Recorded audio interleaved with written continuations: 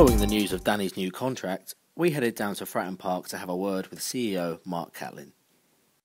So first of all, Mark, how happy were you to see Danny Rose sign his new contract? Yeah, very happy. It was something that the manager had been talking to him privately before he unfortunately got his injury. But Danny's a great lad. He's great to have around, you know, and we're confident he'll come back. It wasn't a sympathy signing because we wouldn't have done that. You know, we've signed him because he is not just a great man to have around, but he's also a very good football player, and we're looking forward to him forming part of our team next season. And you mentioned it briefly there. It seems like something that's been in the pipeline for quite a while. Was it always the plan to extend the contract and keep him at Fratton Park? Yeah, it was always the plan. Obviously, as a new manager comes in, it's always the manager's decision on who he wants to keep and who he doesn't want to keep. So, you know, with the season started, Kenny wanted to have a good look at all the players, and then he followed a process of players that he then wanted to extend. He'd already spoken to Danny about the possibility of a new contract, and unfortunately Danny got his injury, but you know, all the medical records of all the medical information we've got have come back good. Kenny's confident that there'll be no issues next season, so he was happy to obviously follow through what Kenny wanted and got him extended by a further year. From a financial point of view, I can imagine it being a little bit costly to keep an injured player on the books, so I suppose it's a big statement about how much Danny Rose is valued here at Pompey. Well, he is highly valued. I mean, to be fair though, injury or not, you know, you're committed to his existing contract, which expired technically in the summer, and that's been extended by a year. So there was no additional commitment by us this year because we had to pay his wages anyway. So all we're doing really is, you know, taking the decision that next year we'd still like him at the club. We're confident he's going to come back from his injury, and looking forward to seeing him again in the blue shirt next season. And the other side of that is that Danny's obviously committed to his future here. How pleasing is it to have your key players show their loyalty to the club? Yeah, it's very, very important. Obviously, if we'd spoke to Danny and it was obviously didn't want to be here, then you know, you don't want players around that really don't want to be in the building. That's part of the team spirit and part of what Kenny's building here now for the future. So it's obviously vitally important that we showed loyalty and he showed loyalty back to us. And as I say, if you look at his record, the number of clubs he's been with and achieved promotions, and he's one of them unsung heroes as such. You know, that's not a fluke in my mind. If you get one promotion, two promotions, yeah, okay, pretty good. But when you're up in Danny's level, where I think he's had 5 promotions with 5 different clubs, that's a tremendous statement of the type of person Danny is and the type of clubs what he brings to those clubs that helps them to achieve a promotion. And with the type of player that Danny is, how would you sum up his personality and his attitude behind the scenes, and how much do you think that helps him? With the greatest respect to a lot of players are young, and although Danny I think's just turned 30 or about to turn 30, he's a man. He's what I call a proper man. So if I was out at a business meeting tonight, there's a handful of players I could take with me and be confident that wouldn't let anyone down, and Danny would be top of that list. I mean, he's just a great man, is the word I'd use, you know. He's very intelligent, articulate, thinks things through, committed. He ticks so many boxes, and the type of player you want at a football club. After we sat down with Mark in his office, we headed back over to the training ground at Hilsea to check in with Danny and Physio Jack Hughes in the Roco gym.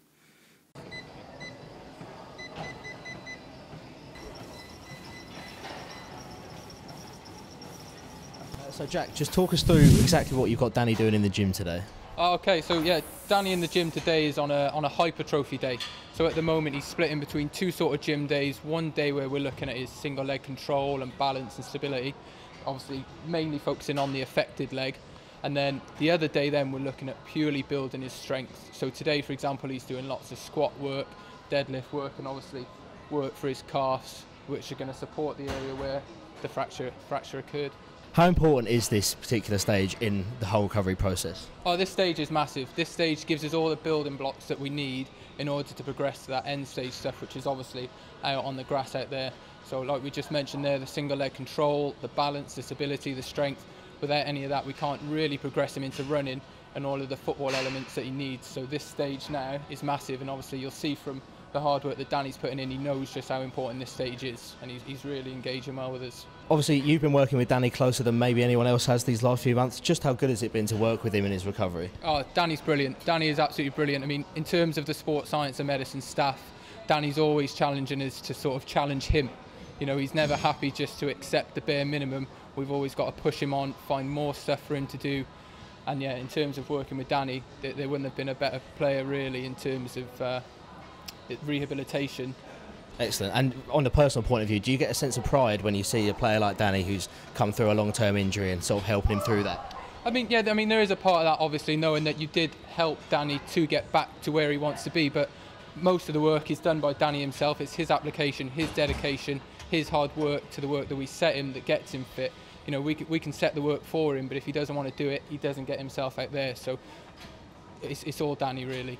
Obviously, we're here on the leg press here. Could you just talk us through the equipment that you're using on Danny's leg there? Yeah, so this bit of kit here, we're using this to really get into his calf. So where the fracture occurred in this lower part of his leg, for the time that he was obviously on his crutches and not walking as well, the calf muscle would have gone under some what we call atrophy, so the calf muscle might have just lost a bit of its strength and size. So we're now under a real sort of period where we're looking to improve the strength and the size of his calf, because it's a massively important muscle when we get him back to running. Distributes a lot of the load through the lower limbs, so we need to make sure that they're spot on really. And the bit of kit he's got on there is just an electrical stimulation device, so that's just really helping to engage the calf when he's actually doing the work. Just gives him that bit of assistance. And then just lastly, how long do you sort of segue for that bit? How long was this bit going to take? Well, we've been now in this cycle of sort of 1 day single leg control, 1 day hypertrophy for about the last 2 weeks. This will carry on now for the sort of duration of the time that Danny's rehabilitating with us, and for the foreseeable future after that, because now we just really need to make sure that his legs are strong and ready to go when he gets back to full fitness and full training. Like you say, you see quite a lot in reports that when players are coming back from long-term injuries, they pick up little hamstring niggles, groin niggles, and obviously we're doing our utmost to avoid that, hence the massive sort of block of strength training he's undergoing now. So Danny, we've spoken to the physios obviously last week, but from your point of view, how do you think the recovery is going in the gym? We're going really well at the moment. I'd say we're probably slightly ahead of schedule in terms of when I'm hoping to get out on the grass, which could be in a couple of weeks, if all goes well in the next couple of weeks in terms of I'm doing treadmill work, loads of strengthening work, and that'll be a much welcome change as soon as once I get out there. Excellent. How does it feel to finally be, I know you've been off the crutches for a while now, but finally be off of those and slowly get back to your everyday routine outside the training? Yeah, that was a big one, getting off the crutches and being able to do normal things like the school run to begin with, which was nice. And then obviously just in and around the training ground and driving, that was a big relief and big sort of target ticked off when I was able to do that. And as soon as I was able to get off the crutches, I was able to step up, the work that I was doing, and I've really sort of, accelerated the strength in the leg and the knee and all the different areas that need strengthening. And we've, come a long way in the last couple of months. Perfect. And obviously, again, we know it was a few weeks ago, but how happy are you to have got contract negotiations, that sort of thing, out of your mind, to be able to fully focus on getting fit? That was another thing that was a big relief to say, like you said, just get it out of the way as such and sort of forget about it, and gives you that peace of mind that you've got a bit more time on your side to make sure that you're 100% fit. I don't have to rush anything, and as long as I'm back, before the start of pre-season, ready to go 100%.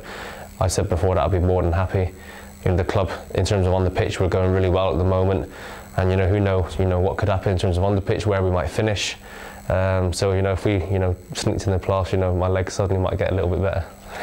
Perfect. And how good is it to get the level of support from the fans and also from people at the club? The support's been incredible from the moment that I sustained the injury, on the pitch, when I was through to the changing rooms, to the hospital.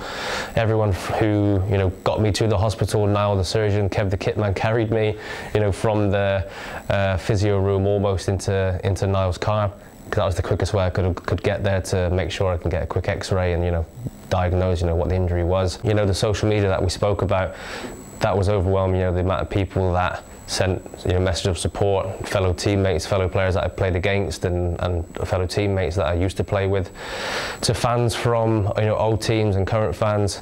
And as soon as I was able to get, you know, in the changing room and in and around the training ground, the, you know, support from the lads in particular, and the whole physio team, even like up to the manager and the assistant manager, they always ask, you know, how each day, checking in with me, which has been great. And you know, now I'm, you know, not too far away, which is, you know, now I'm doing a little bit of jogging. There's almost a little bit of light end of the tunnel.